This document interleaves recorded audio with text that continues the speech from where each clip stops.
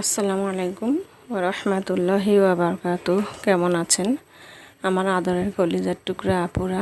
সবাইকে আল্লাহ ভালো সুস্থ রাখার তৌফিক দান করুন, এই দোয়া সব সময় করছি এবং আপনাদের দোয়ায় আমিও ভালো আছি আলহামদুলিল্লাহ। আল্লাহর কাছে শুকরিয়া জানাচ্ছি। আপুরা, আজকে আমি আপনাদের সামনে হাজির হয়েছি লাল শাক নিয়ে। আমি আজকে লাল শাক ভাজি রান্না করব। তো আমি অলরেডি চুলার মধ্যে কড়াইতে আমি লাল শাক দিয়েছি। এবার আমি সরিষার তেল দিয়ে দিব।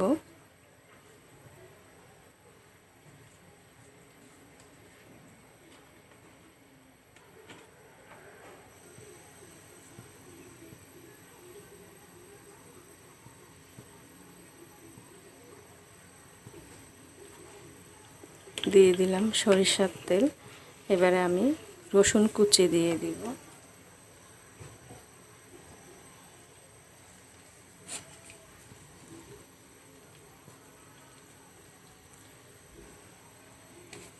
দিয়ে দিব কাঁচামরিচ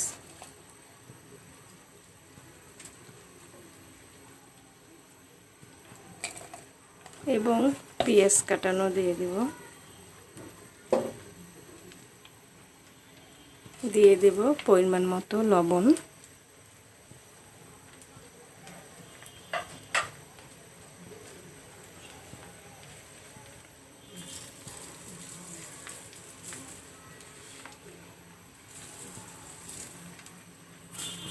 এবারে আমি ঢেকে দেব।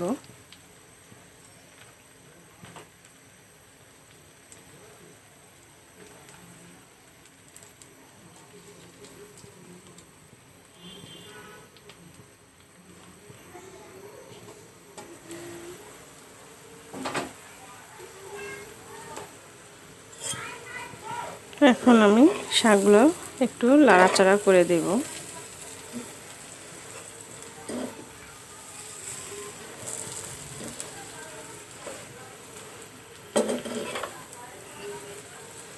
দেখেন আপু, অল্প একটু হয়ে গেছে। একদম টাটকা লাল শাক। তবে এটা অরিজিনাল লাল শাক না। যদি অরিজিনাল লাল শাক হতো তাহলে একদম রক্তের মতো লাল হয়ে যেত।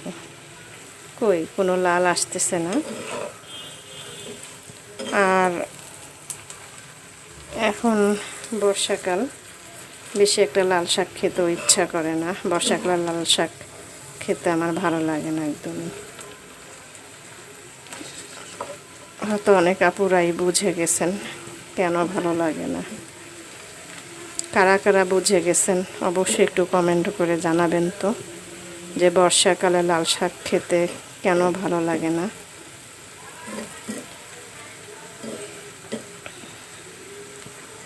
আমি আবারও একটু ঢেকে দেব।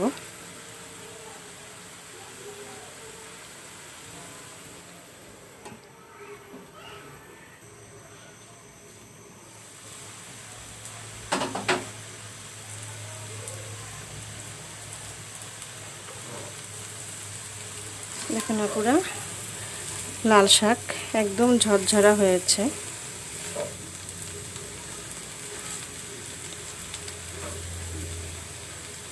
তারপরে প্রায় হয়ে আসছে, সিদ্ধ হয়ে গেছে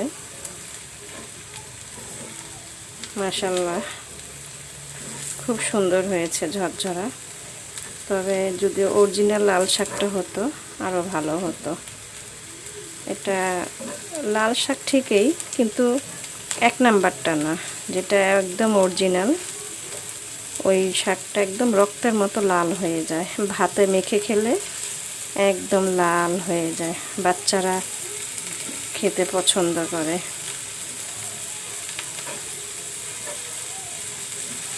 আছে মোটামুটি, তেমন খারাপ না।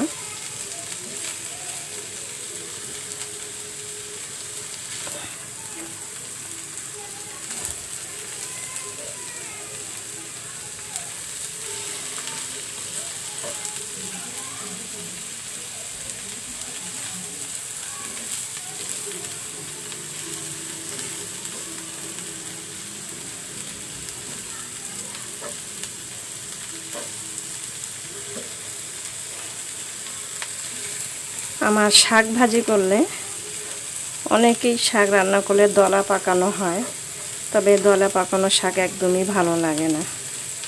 একদম ঝরঝরা হতে হবে।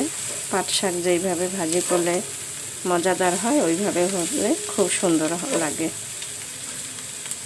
তো আপনারা ঝরঝরা করার জন্য আমি যে এরকম একটা বাঁশের লাকুর আমি বানিয়ে নিয়েছি চিকনা করে, আপনারা ওইভাবে বানিয়ে নেবেন। তাহলে শাকটা যখন লাড়া দিবেন খুব সুন্দর হবে। এই লাকুরটা দিয়ে পোয়া পিঠানোও বানানো যায়।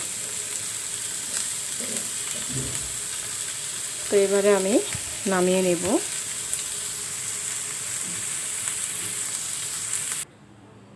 আপুরা, নামিয়ে নিয়ে আসলাম লাল শাক ভাজি। তো আপনাদের কাছে লাল শাক ভাজি রান্না কেমন হয়েছে অবশ্যই কমেন্ট করে জানাবেন, লাইক দিবেন এবং বেশি বেশি করে শেয়ার করুন। দোয়া চাই। ছোট্ট রান্নাঘর চ্যানেলটিকে সাবস্ক্রাইব করতে একদমই ভুলেন না। যারা নতুন আপুরা দেখছেন পাশে বেল বাটনটি ক্লিক করে আমার ভিডিওর পাশেই থাকুন। সবাই ভালো থাকুন। আল্লাহ আপনাদের পরিবারকে নিয়ে সুস্থ রাখার তৌফিক দান করুন, এই দোয়া কামনা করে রেখে দিচ্ছি। আসসালামু আলাইকুম ওয়া রাহমাতুল্লাহি ওয়া বারাকাতুহু।